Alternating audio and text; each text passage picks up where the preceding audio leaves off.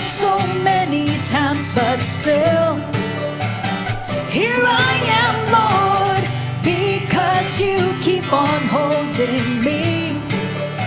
I know I'll make it through, for you are always there.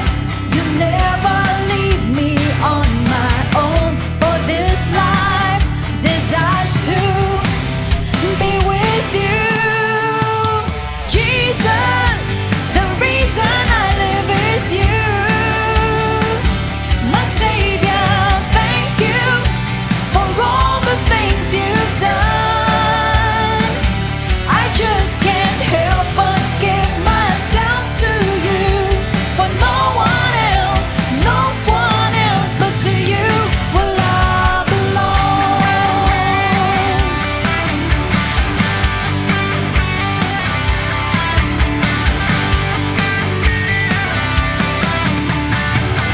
Come on, give it up for Jesus. I've failed so many times, but still here I am, Lord, because you keep on holding me. I know I'll make it through, for you are always there. You never leave me on my own. For this life desires to be with you. Jesus, the reason I live is you. You're my Savior, thank you for all the things you've done. I just can't help but give myself to you. For no one else but to you will I belong. I belong to Jesus.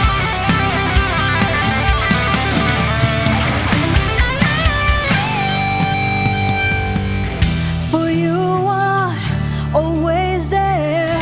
You never leave me on my own. For this life desires to be with you. Jesus, the reason I live is you. You're my Savior, thank you for all the things you've done. I just can't help but give myself to you. For no one else but to you will I belong. The reason I live is you. You're my Savior, thank you for all the things you've done. I just can't help but give myself to you. For no one else but to you will I belong. We belong to you, Lord, to no one else, to no one else.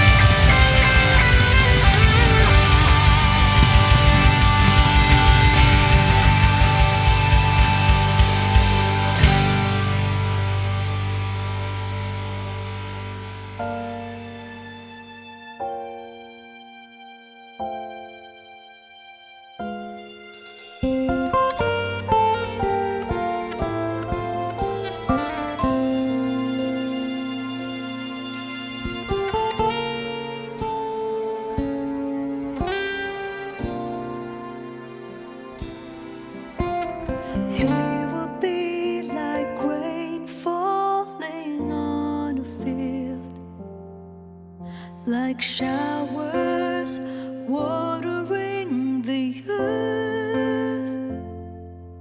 In his days the righteous flourishes, prosperity abounds.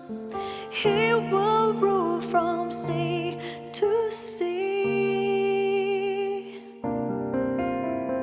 All kings will bow down to him.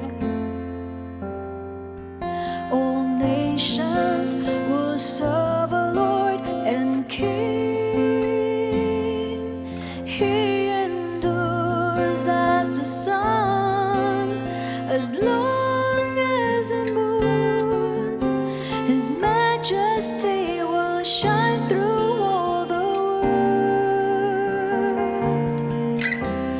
Praise be to the Lord my God of Israel. Had it not been because of you, who'll be on my side? Praise be to His glorious name eternally. And all of my hope, all of my help, all of my life, because of you.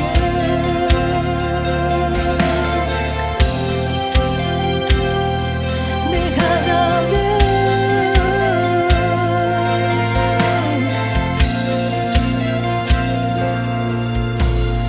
All kings will bow down to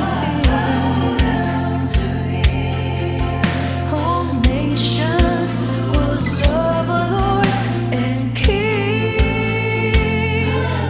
He endures as the sun, as long as the moon. His majesty will shine through all the world. Praise be to the Lord my God of Israel. Had it not been because of you, who'll be on my side? Praise be to His glorious name eternally. All of my hope, all of my help, all of my life, because of you.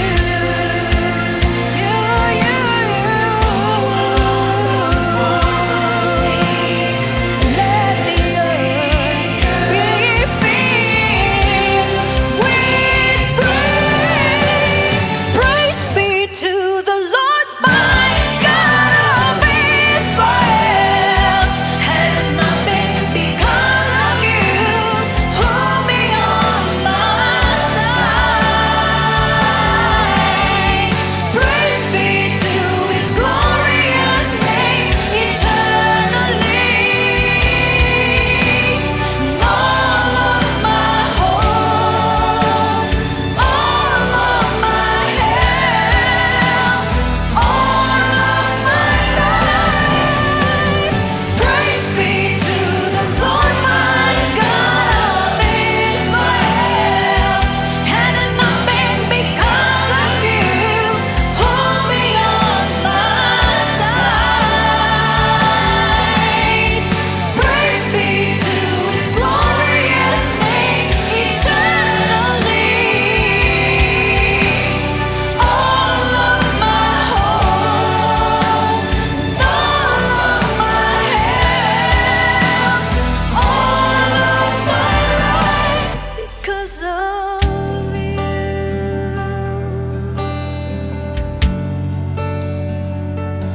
Because of you.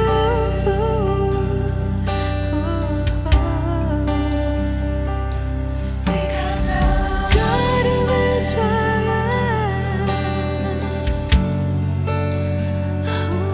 Because of you.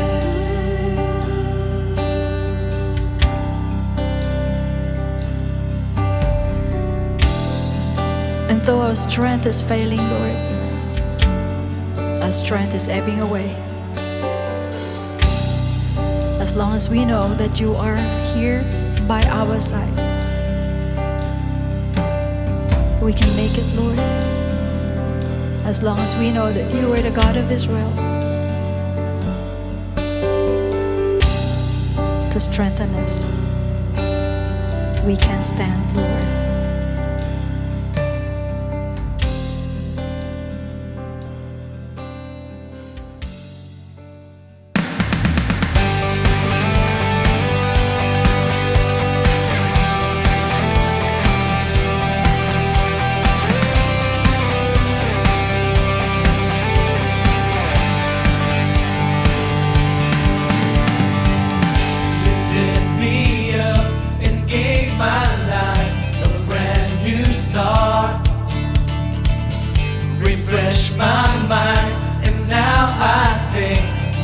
just can't stop. You are the one. You're everything I want. You give me reason to smile.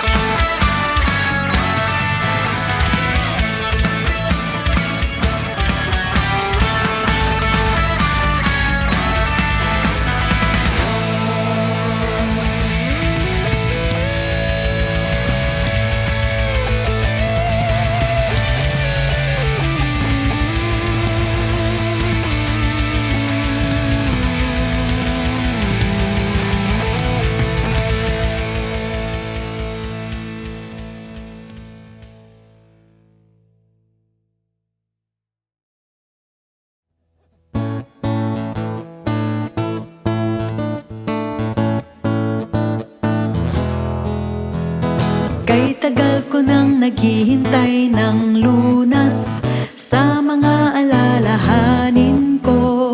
Di ko na inaasahan pang magbago ang takbo nitong buhay ko.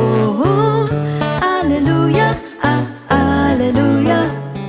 Buti na lang at si Kristo'y nakilala. Alleluia, alleluia. Ako'y nagagalak, ang buhay ko'y nagbago na. Kay tagal ko nang naghihintay ng lunas sa mga alalahanin ko. Di ko na inaasahan pang magbago ang takbo nitong buhay ko. Alleluia, alleluia. Buti na lang at si Kristo'y nakilala. Alleluia, alleluia. Ako'y nagagalak, ang buhay ko'y nagbago na. Bawat araw kay Jesus ito'y aalay. Aking kalakasan sa Kanya ibibigay. Alleluia, alleluia. Buti na lang at si Kristo'y nakilala.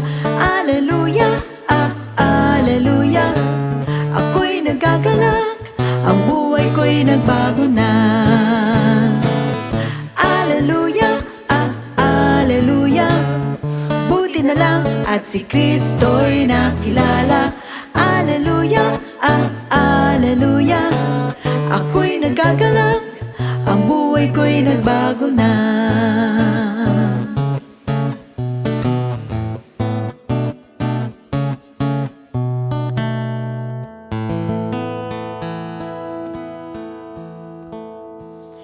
Praise the Lord sa pumapagpalang gabi sa inyo po lahat. On behalf of our beloved Bishop Louie and Pastor Norma, maraming salamat sa pagkakataon po ito na binigay po sa atin ng ating Diyos para makapaghayag po ng kanya pong kabutihan. At higit sa lahat, salamat po sa ating Diyos na buhay for allowing me to stand before you. So sa pagkakataon po ito mga kapatid, alam ko po that you're all excited to hear the Word of God at meron na naman po tayong panibagong pag-aaralan sa gabing ito. Pero bago po tayo pumalaw sa ating pag-aaral, yuko muna natin ang ating mga maulo. Tayo po muna humingi ng gabi sa Kanya. Lord, we thank you so much, Panginoon, for this wonderful night na binigay niyo po sa amin na muli makapag-aral ng mga salita mo. Patuloy, O Diyos, samahan mo kami. Gawin mo kami sa spirit of error. Hayaan mo, Panginoon, you feed us with your wisdom, your knowledge and understanding. At hayaan mo yung spirit of conviction mo, dumaloy sa bawat isa po sa amin. At hayaan mo maalala namin ang lahat ng aming mapapakinggan at ito po'y maipamuhay po namin. Iliw mo kami sa spirit of error, sa mga technical issues at dalayan ko, yung mga kapatid namin galing sa trabaho, sa malalayong lugar ay umabot po sa aming pag-aaral. Muli, basbasan mo yung abang likod at hayaan mo ikaw lamang po ang maitaas sa oras nito. Maraming salamat. We claim the victory today in our lives. In Jesus' name, amen. So praise the Lord, brothers and sisters. Last week, kung naalala po ninyo, we have studied ang tungkol po sa importansya ng pananampalataya at kung paano po natin, yung ating po mga dila, ay maaaring makasira po ng ating faith. But meanwhile tonight, we will learn another important lesson which is entitled Neutralize, na magtuturo po sa atin kung paano naman mapagtatagumpayan yung mga impossibilities ng ating pong mga buhay. So brothers and sisters, I believe that a lot of people sa panahon po natin ngayon are so much worried, ang iba natatakot because of so many negative things happening around us. Ang dami po niyan sa paligid po natin. Puro mga negatibong bagay na nangyayari. At sinasabi po ng iba, it is almost the end of the world. Bakit? Kasi nga po, lahat po ng mga signs are already happening. Tulad po yung mga nakaraang lindol, yung sa ibang bansa, gayon din po yung mga malalakas na mga bagyo, even yung inflation rate po na nakakaapekto po sa maraming tao. And as far as I know, there are 3 events that will happen before the end of the world. First, yung po tinatawag nating Rapture Day, wherein ang church po will be caught up by God and the church will meet the Lord in the air. Now, second event is yung pong Great Tribulation na naniniwala po ako na hindi po tayo kasama dito dahil tayo po'y ira-rapture muna, ang church ay ira-rapture muna. Now, pag sinabi natin Great Tribulation, ito po yung reigning ng Antichrist which will last for 7 years. 3.5 years ay maayos, then the next 3.5 years ay magkakaroon or magiging magulo. Now, the third event is the Battle of Armageddon, which is the final battle between the forces of good and evil. So, sa madalit sabi, based on the eschatological facts, there are 3 events na mangyayari bago maganap ang end of the world. And I do believe that these predictions will happen imminently.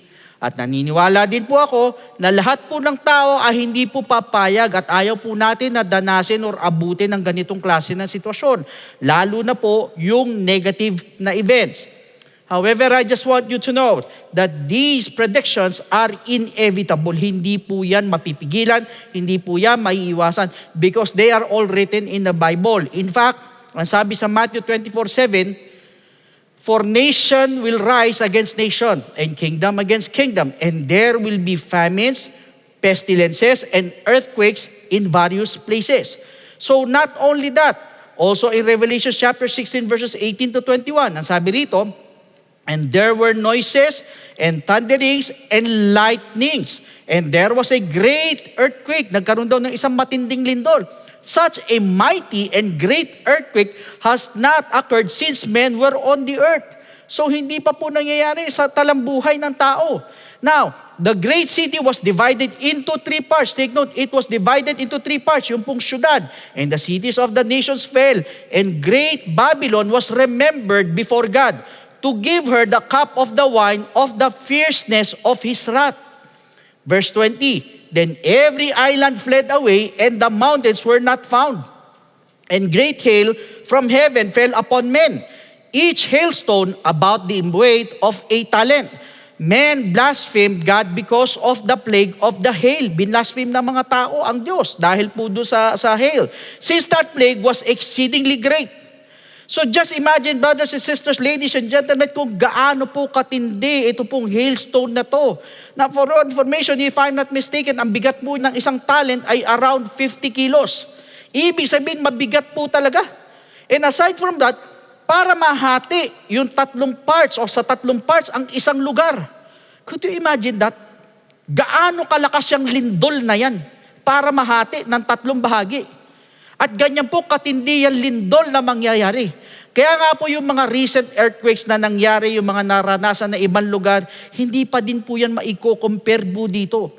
Ibig sabihin, ibang level po ito. Kung yung mga nangyari sa lugar na yun, matindi na, how much more ito? Not only that, ang sabi sa Revelations 18:11, and the merchants of the earth will weep and mourn over her, for no one buys their merchandise anymore. Ang isa po sa mabigat sa mga nagnenegosyo, yung pong tinatawag na on and off season.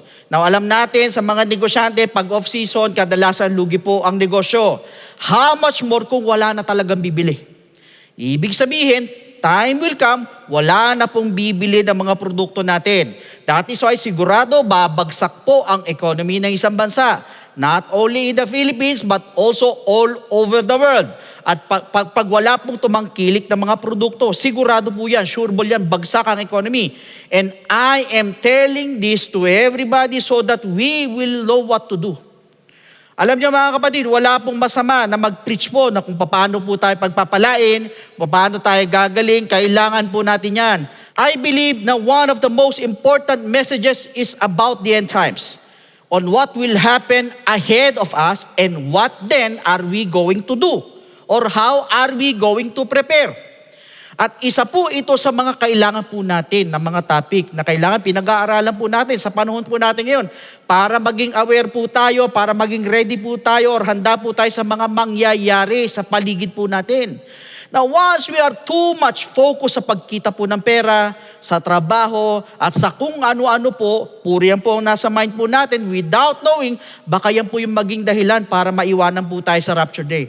That is why we must refocus ourselves sa salita po ng Diyos. Now, furthermore, ang sabi po sa Matthew 24 verse 6, for all these things must come to pass. Lahat daw ng bagay na ito'y kailangan mangyari. Kailangan lumipas or lilipas. Ibig sabihin, whatever the Bible says, whether it be positive or it be negative, it will surely come to pass. And nobody can stop it, and nobody can do anything about it. And even God did not promise to stop it. Hindi niya pinangako yan.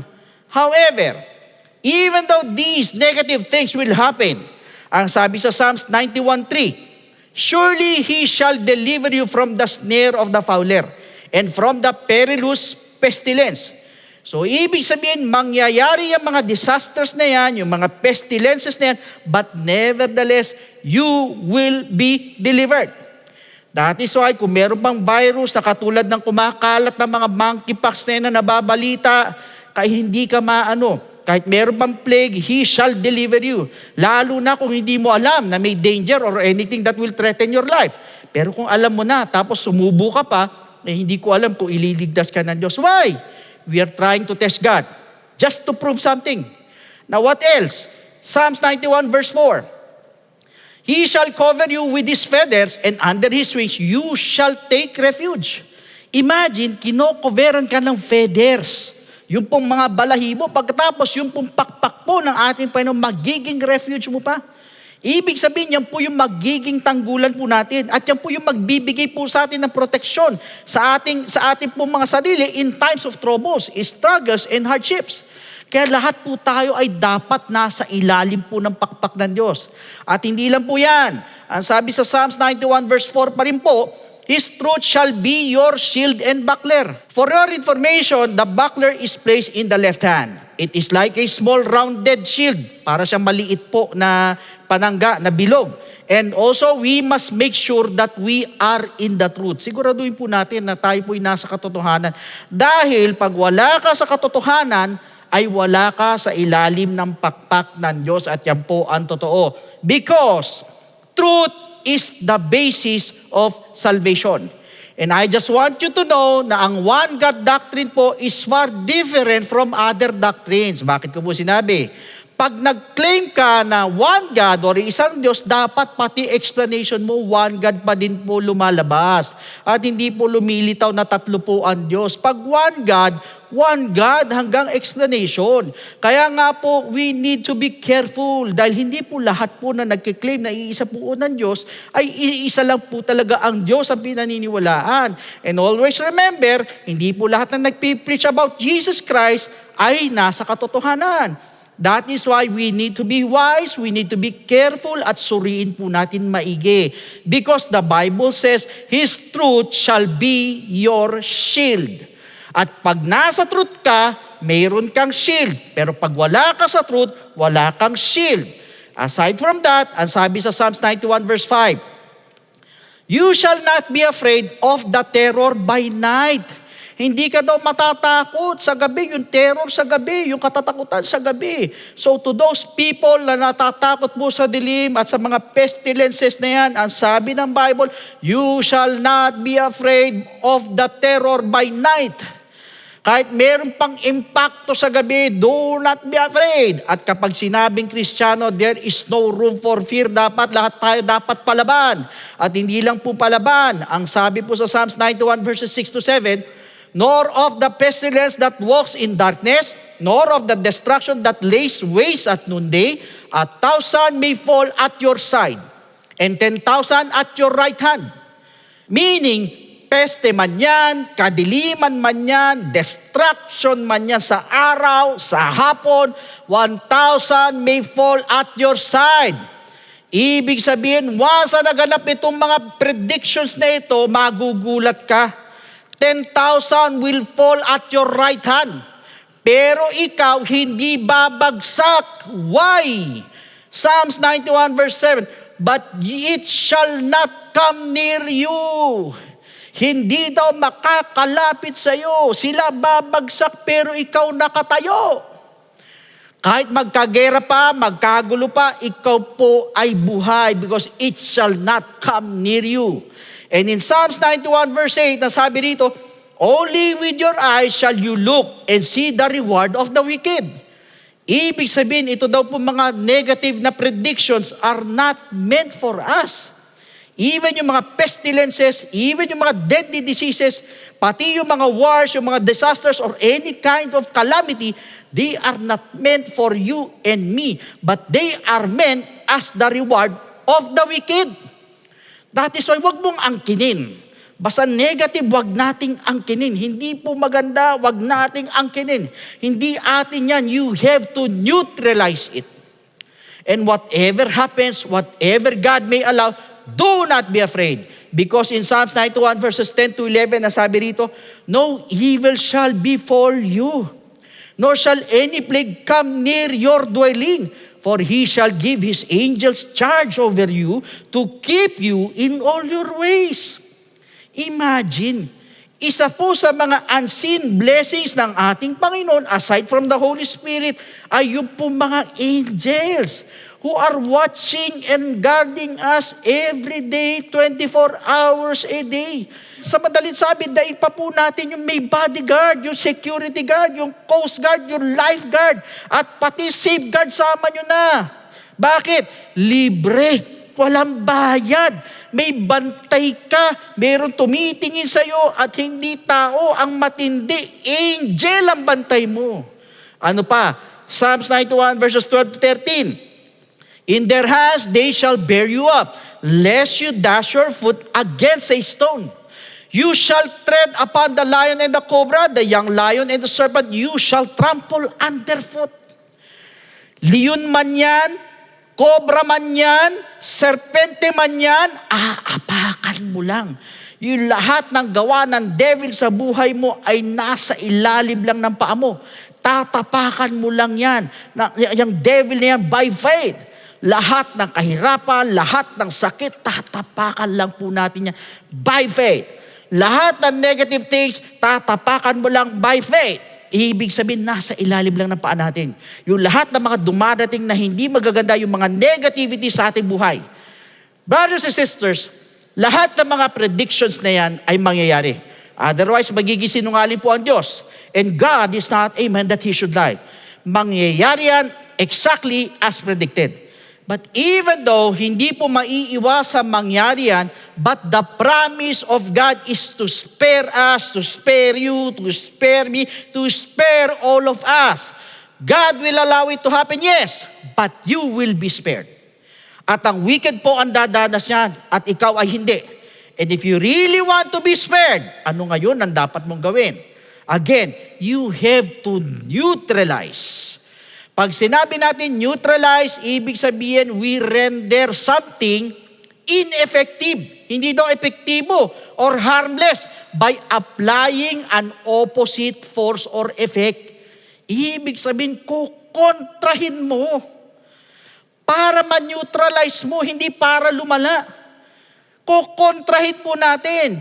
Pero ang tanong, papaano natin i-neutralize? Ang sabi sa Psalms 91 verse 2, I will say of the Lord, He is my refuge and my fortress. My God, in Him I will trust. Brothers and sisters, kapag sinabing total trust in God, there should be no doubt in your mind, in your heart, in your tongue and lips. Lahat yan, buong-buo ang tiwala mo sa Diyos. Brothers and sisters, I remember the 12 spies sa Book of Numbers, chapter 13, verse 28. Basahin po natin. Nevertheless, the people who dwell in the land are strong. The cities are fortified and very large. Moreover, we saw the descendants of Anak there. Nakita nila yung mga angkan ni Anak. Ang ibig sabihin nitong 12 spies, reading between the lines, ay hindi natin sila kaya. Ang sabi ng Lord sa kanila, I will give you the land. Take note, para sa mga espiya, we cannot do it. Hindi namin kaya. Meanwhile, pumasok yung neutralizer. Numbers 13 verse 30. Then Caleb quieted the people before Moses and said, let us go up at once and take possession. For we are well able to overcome it. Take note, ang sabi po nila ng mga espiya, hindi natin kaya. Pero according kay Caleb, kayang-kaya natin. Ano po ibig sabihin? It is a matter of mindsetting and positive thinking. Ang sabi po ng Bible, kung ano isipin mo, yun ka. Pag inisip mong hindi mo kaya, therefore hindi mo talaga kakayanin. At hindi yan man-neutralize and it will only worsen your situation. But once, inisip mong kaya mo, sa tulong ng Diyos, kahit kasinlaki pa ng building ang mga higante na yan, kakayanin mo yan, kahit ilang giants pa ang harap sa'yo, kakayanin mo yan dahil mas malaki at mas makapangyarihan pa rin ang Diyos po nating lahat. In other words, once na merong nagsabi na negative sa atin, tayo mismo mag-neutralize nito. Sabihin mo sa kanya, kaya ko yan. Pag sinabi sa iyo, ang bigat ng sakit mo brother, sister, para sa iyo mabigat, pero sa Diyos ko, magaan lang to, sisiw lang to sa Diyos ko. Bihira lang ang gumagaling dyan, brother. Madalang lang ang gumagaling dyan. Halos lahat hindi na gumagaling dyan. Ano sasabihin mo? Hindi totoo yung sinasabi mo. Madami nang gumaling dito. In fact, ilan na po ang makikita natin o nagsasabi na gumaling sila rito. So, ibig sabihin, we need to learn how to counter those negative words. Kaya nga neutralize. Now, let's check on another example. 2 Kings chapter 7 verse 1. Then Elisha said, hear the word of the Lord. Thus says the Lord, tomorrow about this time a seah of fine flour shall be sold for a shekel, and 2 seahs of barley for a shekel at the gate of Samaria. So nagkaroon po ng famine sa Samaria. Pero ang sabi ni Elisha, bukas may mabibili na tayo o may mabibili na kayo. Kaya lang, sumagot yung isang officer. 2 Kings chapter 7 verse 2. So an officer on whose hand the king leaned answered the man of God and said, sagot siya, look, if the Lord would make windows in heaven, could this thing be? Pwede bang mangyari ito? Ang sabi niya, could this thing be? Brothers and sisters, I just want you to know, Pag nagtatanong po tayo ng mga ganitong klase ng katanungan, it signifies doubt. Pero ano po ginawa ni Elisha? 2 Kings chapter 7 verse 2. And he said, in fact, you shall see it with your eyes. Makikita mo ng mga mata mo, but you shall not eat of it. Ang sabi niya, makikita mo pero hindi mo pakikinabangan, hindi mo matitikman. Why? Dahil hindi po siya naniniwala. Ibig sabihin, lahat ng kumokontra, makikita mo ang blessing pero hindi mo mahahawakan at hindi mo matitikman. Ano po ibig sabihin? Once may nagsabi ng blessing sa'yo, sabihin mo, Lord, I believe. Maniwala ka lang. Yan lang po ang iniintay ng Diyos sa atin. Bakit? Wala namang bayad yan. Maniniwala ka lang. Yun lang ang puhunan mo. Hindi ka maglalabas ng pera. Kung di mananampalataya at maniniwala ka lang. Brothers and sisters, do not ever think about the impossibilities. We have to erase it. Yun lahat ng mga negativities in our mind and hearts. So if you want to live a happy life, dapat walang imposible or wala pong impossibility sa atin. Na lumalakad ka para kasi Jesus Christ that there is nothing impossible with God.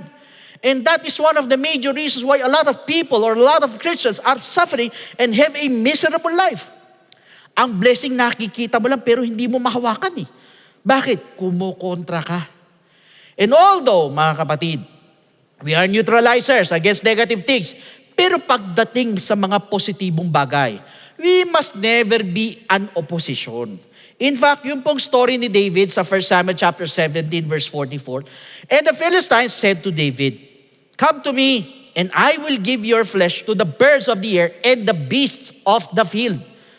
Ang sabi sa kanya, ibibigay ko yung katawan mo sa mga ibon at mga hayop. Ibig sabihin, ipapakain po yung katawan niya. Pero nung sabi ni David, 1 Samuel 17:46, this day, the Lord will deliver you into my hand. Ulitin ko, ang sabi niya, this day, the Lord will deliver you into my hand and I will strike you and take your head from you. And this day, binanggit niya na naman, ngayong araw na ito, I will give the carcasses of the camp of the Philistines to the birds of the air and the wild beasts of the earth, that all the earth may know that there is a God in Israel. Ano mapapansin po ninyo? Ni-neutralize niya. Binalik niya yung pananakot sa kanya sa kanila. Ibig sabihin, basta may negative na salita, in-neutralize natin agad. Huwag kang magpapadala at magpapasindak sa mga negatibong salita. Yan kasing problema ng mga tao, mga kapatid, ng mga Kristiyano in particular. Pag may negative, yan na, nagpapasindak na. At hindi lang po yan. Pag gusto mo ng answered prayer, huwag po natin ipagpapaliban. Not tomorrow or the day after tomorrow, but rather this day. Yun ang hingin natin sa Panginoon. This is the day, Lord. This day, Lord, ibibigay mo yung tugon sa mga panalangin ko. However, brothers and sisters, there is what we call a silent opposition. Ano po yun? That is your mind. Bakit? Kung minsan, ang lumalabas po sa bibig po natin ay positive words. Pero, yung mind mo is opposing. Para ka nagdududa sa sarili mong salita. Imagine, para ka nagdududa or nagdududa ka sa sarili mong salita because of our mind. Kaya nga sabi sa James chapter 1 verses 6 to 8, but let him ask in faith with no doubting. Huwag ka daw magduda. For he who doubts is like a wave of the sea driven and tossed by the wind. For let not that man suppose that he will receive anything from the Lord. Huwag mo daw ipalagay na meron kang matatanggap na kahit ano sa Diyos. Bakit? Because he is a double-minded man. Unstable in all his ways. In other words, do not doubt. Otherwise, mabobokya po tayo sa Lord. Itlog ang makukuha mo sa Diyos. Sa madaling salita, wala kang makukuha, wala kang mapapala. For you are a double-minded man. Minsan naniniwala, minsan hindi. Always remember, once you believe, tayuan mo yan, no doubt. Huwag kang magduda. Dahil once pinasukan ka ng kahit nakatiting na pagdududa, hindi po mangyayari ang gusto mong mangyari. Bakit? Nagduda ka na eh. Pero naniniwala po ba kayo? Once naniwala ka, palagay na natin na hindi totoo, magiging totoo yan. At yun po ang trabaho natin. Yung iniisip mo na hindi totoo at imposible ay gagawin nating totoo. Bakit? Philippians chapter 4 verse 8. Finally, brethren, whatever things are true, whatever things are noble, whatever things are just, whatever things are pure, whatever things are lovely, whatever things are of good report. If there is any virtue and if there is anything praiseworthy, meditate on these things. Brothers and sisters, I just want you to know, kapag sinabing meditate, yung pong lahat na magagandang bagay, yung mga pure things, noble things, ang isipin po natin, yung isaksak po natin sa ating pong mga mind. Pag yun po ang nasa utak po natin, there will be no room left for negative things and impossibilities sa buhay mo. Why? Puno na. Wala nang paglalagyan yung mga negativities. Pero magugulat ka pag positive at magagandang bagay, nagkakaroon ng espasyo, nagkakaroon ng vacant, nagkakaroon ng room. Ibig sabihin, puro power and possibilities lang po ang nasa mind mo. Subukan po ninyong maglakad na may negative sa mind. Then try to look at yourself in the mirror. Ano itsura mo? Di ba para bang pasan mo yung buong mundo? Mukha kang tokwa, mukha kang hopya. Bigat ka talaga na gusto mo nang bumitaw. But try walking like all things are possible with God. Lalakad ka, talaga nakataas sa noo mo. Yung dibdib mo, nakalabas pa. Ang kilos mo, iba talaga. Ang lakad mo, matindi talaga. Na kapag kinamusta ka, puro positive ang lumalabas sa bibig mo. Puro magaganda lumalabas sa bibig mo. Kahit mabigat na pinagdadaanan mo, nakangiti ka pa rin. Why? You're so much confident that good things will happen in your life and that good things are gonna come your way. Now, meanwhile, ang sabi sa Matthew 4:6, and said to him, if you are the Son of God, si Satanas, ang sabi sa ating Panginoon, throw yourself down for it is written. For your information, si Satanas po also uses the word of God, yung pong it is written. So ginagamit niya po ito, susubukan niya po itong gamitin para maging against po sa atin with a twisted meaning. So ibig sabihin, minamali niya po yung salita ng Diyos. Mini-misapplied niya or mini-misquote niya. Kaya ano po ginawa ng Diyos? Matthew chapter 4 verse 7. Jesus said to him, it is written again. Nakita niyo sabi ni Kristo? It is written again, you shall not tempt the Lord your God. Ni-neutralize ng ating Panginoon. Yung ginagawa sa kanya ng devil by using the same words. It is written. Sa madalit sabi, kapag kinokontra mo yung negative na sinasabi sa iyo, yung salita ng Diyos ang ibabalik mo. Ang tanong, ano ang verse na alam mo? Yan ang tanong. Problema pag wala kang alam na verse. Kaya kailangan nagbabasa po tayo ng Biblia. At lahat po ng ating napapakinggan, mapa GBS, Sunday Service man, Bible Study man, lahat ng gawain ay dapat po tinatandaan po natin para marami po tayong bala. For example, pag may sakit ka, at hindi ka na daw gagaling. Ano sasabihin mo? 1 Peter chapter 2 verse 24, by His stripes I am healed. Pag meron na naman kumukontra sa'yo, bro, lugi na negosyo mo. Wala nang pag-asa yan. Hindi ka na makakahon yan. Hindi ka na makakabawi. Ano sasabihin mo? It is written in Jeremiah 29:11, His plan is to prosper me. Hindi ako pababayaan ng Diyos. Pag dinidiscourage ka na ni Satanas, na hindi na darating yung inaasahan mo, yung na matagal mo na pinagpe-pray, ang sabi sa Isaiah 60:22, when the time is right, the Lord will make it happen. Matindi ang pangangailangan mo, mukhang hindi naaabot sa deadline na bayarin mo, kinakapos ka. Philippians 4:19, my God shall supply all my needs. Tatakutin ka ngayon ni Satanas, wala ka ng lusot. Sa problema mo, sagad ka na, cornered ka na, imposible na malusutan mo yan. Matthew 19:26, with God all things are possible. Sa mga nag-aaral, bubulong sa'yo ng classmate mo, ang hirap na exam mo, bumabagsak ka, ano sasabihin mo? Mag-aral ka, wag kang tamad. Brothers and sisters, kapag negative ang nasa mind mo, at in-entertain mo yan, ang resulta, you will begin to doubt. At kapag nag-doubt ka, lalo kang lulubog. Why? Your mind is not pure. You're not thinking about noble things. That is why, once merong kumokontra sa'yo, at puro negativities ang sinasabi, huwag mong paniwalaan. Huwag mong tanggapin. And also surround yourself with people who have a positive outlook in life. Huwag po tayong sasama sa mga tao na wala na lumalabas sa bibig kundi negativities or negative. Lahat na lang imposible. Konting kibot, nega. But take note, magkaiba po yung puro nega kaysa sa mga tao na go-oppose because they see something that you do not see. Pwede mong ikapahamak. Wala pong masama dyan. Pero yung lahat na lang nega, lahat na lang imposible, lahat na lang hindi kaya, lahat na lang mahirap ay malaking problema po yan. Kaya nga sinabi ng Bible, nothing is impossible with God.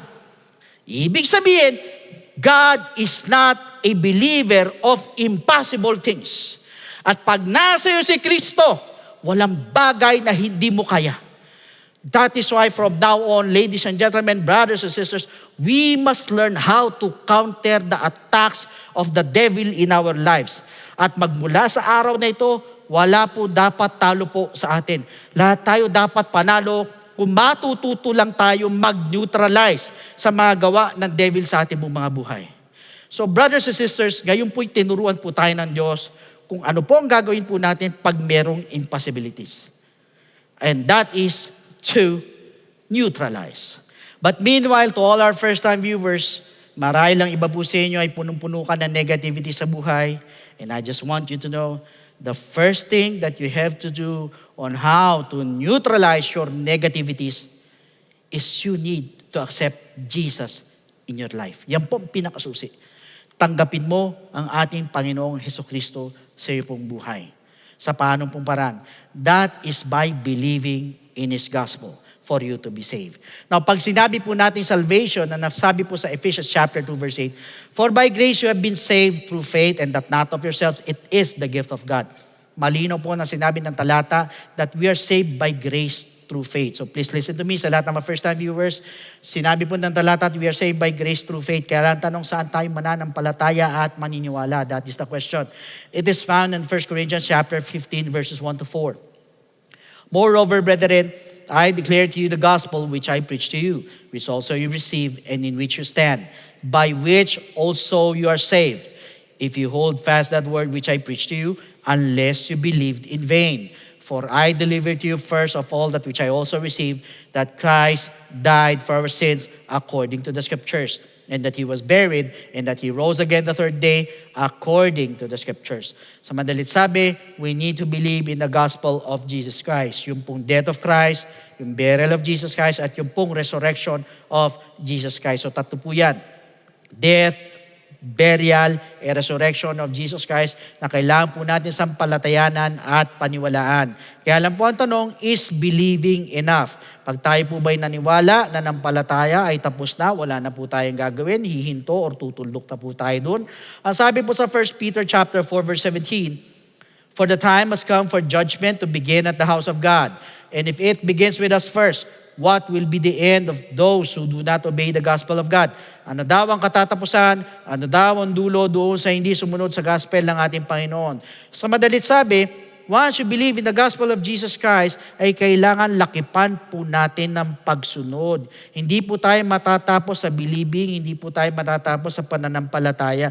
Kung hindi pag tayo nanampalataya, tayo naniwala, kailangan lakipan po natin ng pagsunod.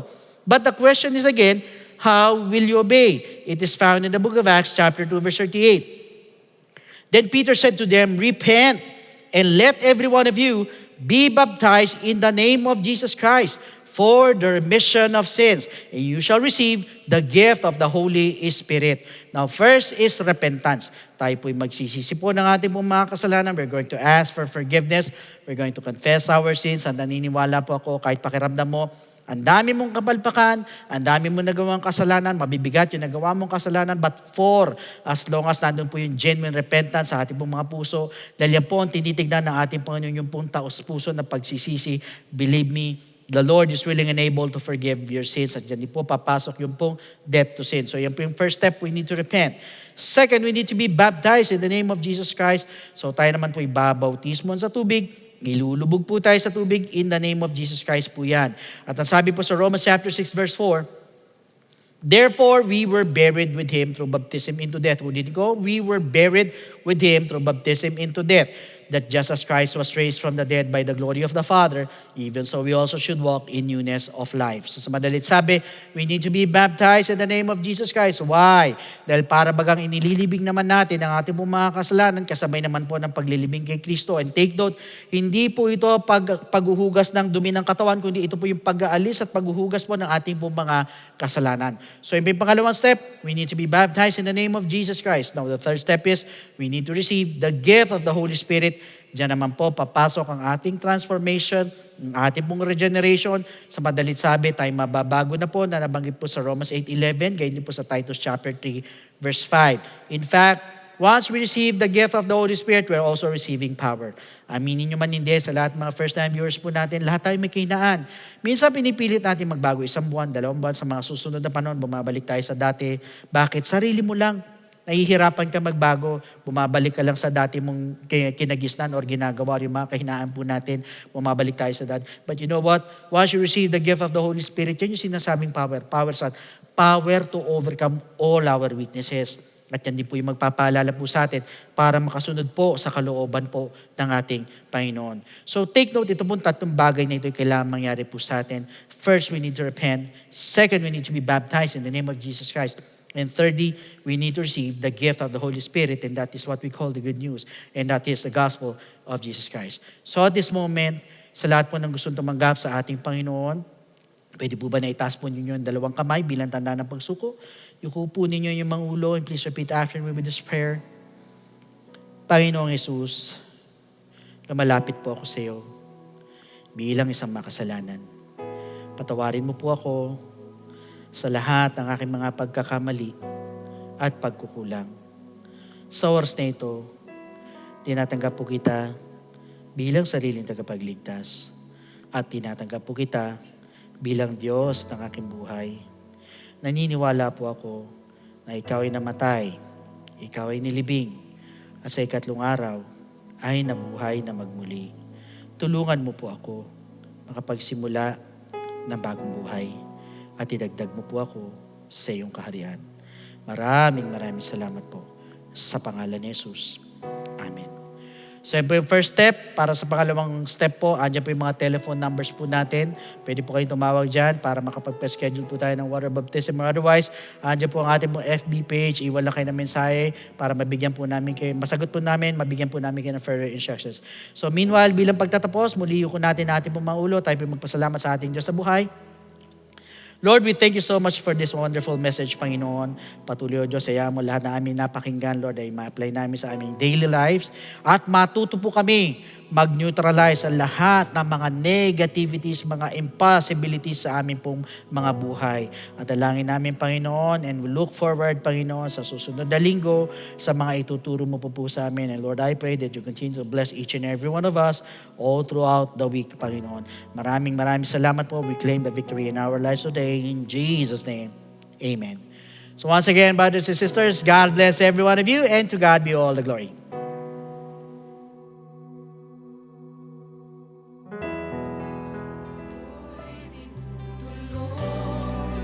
Say